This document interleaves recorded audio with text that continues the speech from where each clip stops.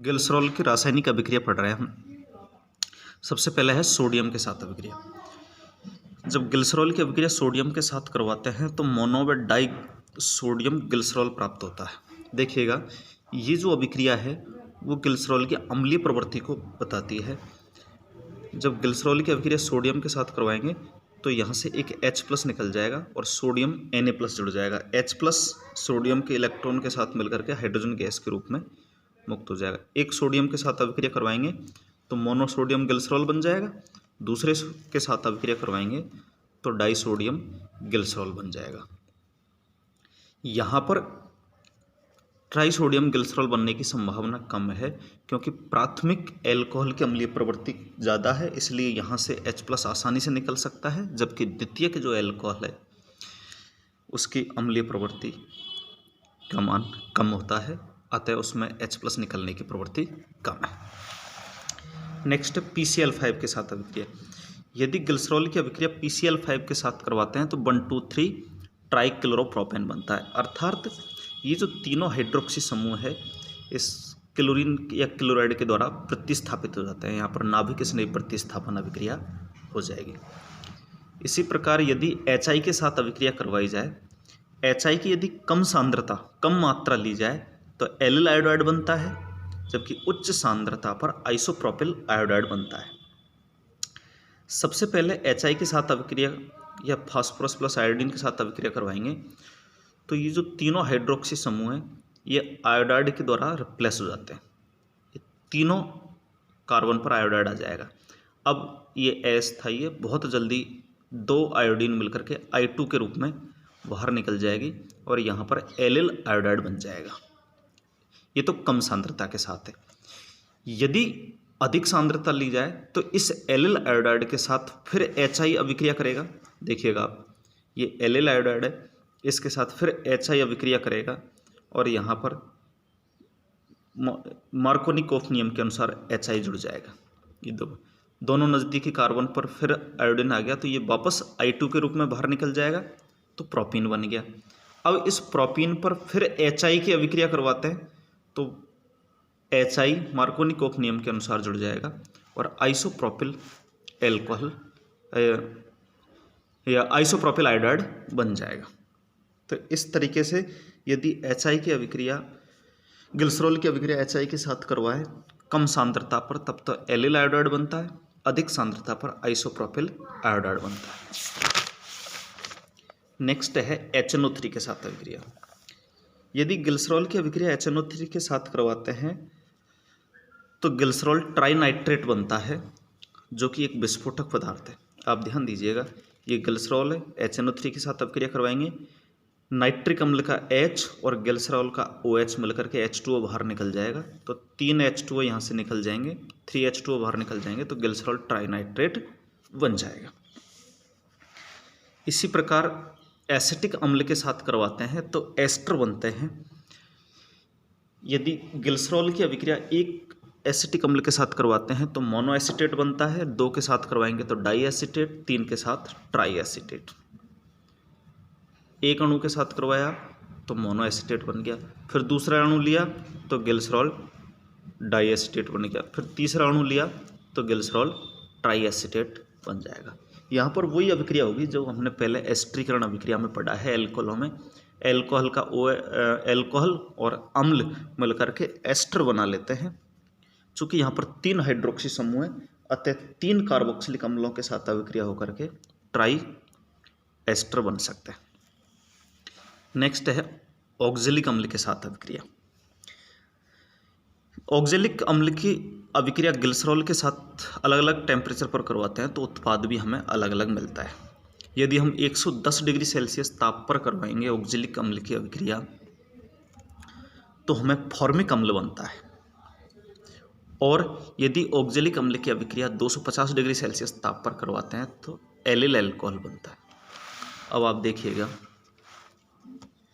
ये ग्लिसरॉल लिया, ग्लिसरॉल की अभिक्रिया ये ऑक्जेलिक अम्ल के साथ करवाया तो अम्ल और एल्कोहल मिलकर के वही एस्टर बना लेंगे। इसमें से एक CO2 बाहर निकल जाएगा, यहाँ से एक CO2 बाहर निकल जाएगा तो H बन गया ग्लिसरॉल मोनोफॉर्मेट बन जाएगा। ये इसका नाम है, ये फॉर्मल्डिहाइड के रूप में है, इसलिए मोनोफॉर्मेट बोलते हैं। अब जब इसका हम इस एस्टर का जल अपघटन करवाएंगे, इस एस्टर का जल अपघटन करवाएंगे तो यहाँ पर वही OH और यहाँ पर H आ जाएगा, तो ये वापस हमें ग्लिसरॉल मिल जाएगा और ये फॉर्मिक अम्ल बन जाएगा। अर्थात यहाँ पर ऑक्जेलिक अम्ल से फॉर्मिक अम्ल बनाने की विधि है एक तरीके से। इसी प्रकार ऑक्जेलिक अम्ल की अभिक्रिया ग्लिसरॉल के साथ उच्च ताप पर करवाते हैं, तो ग्लिसरॉल से ऑक्जेलिक अम्ल के दोनों जो कार्बोक्सिलिक समूह हैं वो अभिक्रिया करेंगे और एक चक्रीय एस्टर बना लेते हैं। ये चक्रीय एस्टर बना लेंगे। इस चक्रीय एस्टर को जब हम गर्म करेंगे तो एक CO2 यहाँ से निकल जाएगा, एक CO2 यहाँ से निकल जाएगा। दोनों CO2 निकलने पर यहाँ पर क्या आ जाएगा, डबल बॉन्ड आ जाएगा, यहाँ पर डबल बॉन्ड आ जाएगा। तो ये जो बना है वो एलिल एल्कोहल बोलते हैं, इसको एलिल एल्कोहल बोला जाता है। नेक्स्ट है ऑक्सीकरण अभिक्रिया। ग्लिसरॉल का ऑक्सीकरण HNO3 की उपस्थिति में करवाते हैं तो ग्लिसरिक अम्ल व टार्ट्रोनिक अम्ल बनता है, जबकि ग्लिसरॉल का ऑक्सीकरण प्रबल ऑक्सीकारक KMNO4 की उपस्थिति में करवाते हैं तो ऑक्जेलिक अम्ल बनता है। अब आप यहाँ पर ध्यान दीजिएगा, ये ग्लिसरॉल है, ग्लिसरॉल का ऑक्सीकरण हमने HNO3 की उपस्थिति में करवाया तो सबसे पहले तो ये जो प्राथमिक एल्कोहल है ये एल्डिहाइड में बदल जाएगा। प्राथमिक एल्कोहल किस में बदल जाएगा, एल्डिहाइड में। दोबारा ऑक्सीकरण करवाया तो एल्डिहाइड कार्बोक्सिलिक अम्ल में बदल जाएगा।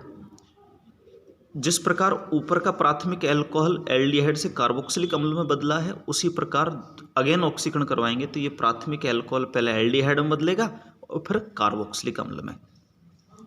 तो इसको तो बोलते हैं ग्लिसरैल्डिहाइड, इसको ग्लिसरिक अम्ल, और ऊपर नीचे जब दोनों जगह पर कार्बोक्सिलिक अम्ल बन जाएगा, कार्बोक्सिलिक समूह बन जाएगा तो इसको टार्ट्रोनिक अम्ल बोलते हैं, या टार्ट्रिक एसिड भी कह सकते हैं इसको।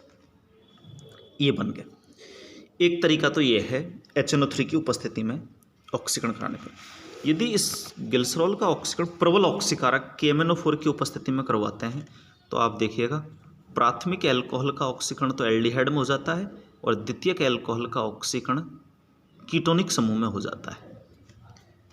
ये हम एल्कोहलों में पढ़ चुके हैं। तो ये एल्डिहाइड, ये कीटोनिक समूह और ये कार्बोक्सिलिक। एल्डिहाइड समूहों का अगेन ऑक्सीकरण करवाते हैं तो कार्बोक्सिलिक समूह में हो जाता है। दोनों एल्डिहाइड समूह किसमें बदल जाएंगे, कार्बोक्सिलिक समूह में। इसका फिर ऑक्सीकरण करवाएंगे तो यहाँ से एक CO2 बाहर निकल जाएगा, ये बंद यहाँ से टूटेगा बीच में से, ये CO2 बाहर निकल जाएगा और ये वाला जो कार्बोनिल समूह है एक कार्बोक्सिलिक समूह में बदल जाएगा। CO किस में बदल जाएगा, कार्बोक्सिलिक समूह में। तो ये बन जाएगा ऑक्जेलिक एसिड।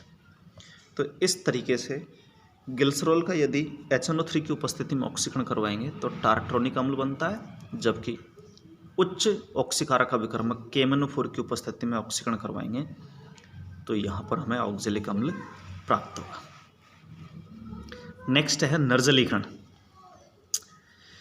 जब ग्लिसरॉल का निर्जलीकरण सांद्र H2SO4 या जिंक क्लोराइड की उपस्थिति में करवाते हैं तो एक्रोलिन का निर्माण होता है। अब आप देखिएगा यहाँ पर ये ग्लिसरॉल को हमने खोल के लिखा है। इस ग्लिसरॉल में से एक जल का अणु यहाँ से निकलेगा, एक जल का अणु यहाँ से निकलेगा। एक कार्बन का OH और दूसरे कार्बन का H मिलकर के निर्जलीकरण होगा तो दोनों से एक एक जल का अणु बाहर निकलेगा, दो जल के अणु बाहर निकल गए तो ये बन गया एक यौगिक बन गया है, मध्यवर्ती यौगिक। ये तो एज इट इज बना हुआ है, डबल बॉन्ड है, CH2 है। अब यहाँ पर पुनर्विन्यास होगा तो ये जो H है इस कार्बन पर चला जाएगा, इस बंद के दोनों इलेक्ट्रॉन यहाँ, तो यहाँ डबल बॉन्ड आ जाएगा। इस बंद के दोनों इलेक्ट्रॉन इस कार्बन पर आएगा तो कार्बन पर नेगेटिव, ये H+ यहाँ जुड़ जाएगा, पुनर्विन्यासित हो जाएगा और यहाँ पर ये जो यौगिक बनेगा उसको हम एक्रोलिन बोलते हैं। इस तरीके से जब ग्लिसरॉल का निर्जलीकरण करवाते हैं हम H2SO4 और जिंक क्लोराइड की उपस्थिति में तो एक मध्यवर्ती यौगिक बनता है। इस मध्यवर्ती यौगिक पुनर्विन्यासित होकर के एक्रोलिन का निर्माण कर लेता है। Thank you.